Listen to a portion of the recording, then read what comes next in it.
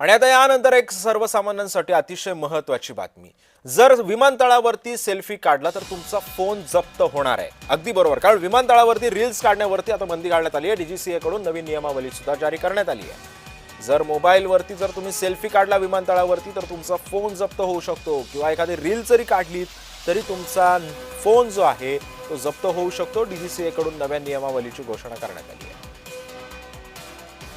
आणि या सगळ्या संदर्भामध्ये अधिक माहिती जाणून घेऊयात। माझा सहकारी मनोज दाळकर आपल्या सोबत आहे। मनोज, एखादी रील जरी काढली विमानतळावरती आता फोन जप्त होण्याची शक्यता आहे। सेल्फी म्हणजे फोटो सुद्धा काढणं आता बंदी घालण्यात आलेली आहे। डीजीसीए कडून नवे नियम जारी करण्यात आले, काय माहिती आहे?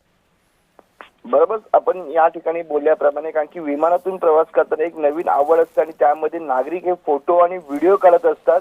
आणि त्यामध्ये आता आपण बघितलं तर पहिली नियमावली होती की टेक ऑफ आणि टेक लँडिंग करताना, विमान लँडिंग करताना फोन हा बंद ठेवायचा, हे पहिल्यापासून होतं। पण आता या ठिकाणी आपण बघितलं सेल्फी आणि रील काढल्यास म्हणजे विमानतळावरती पोहोचल्यावरती सेल्फी आणि रील काढल्या या ठिकाणी कारवाई होणार आहे।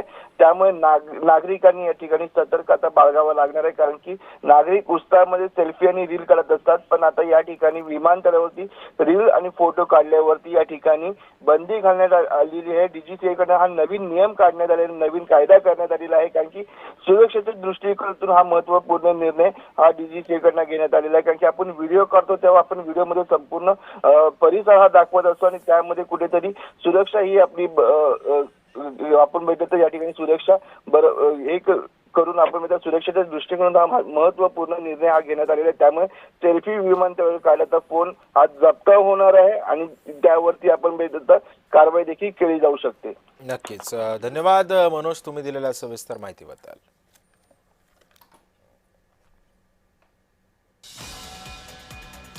विमानतळावरती सेल्फी काढला तर फोन जप्त होणार आहे। विमानतळावरती रील्स काढण्यावर सुद्धा बंदी घालण्यात आलेली आहे।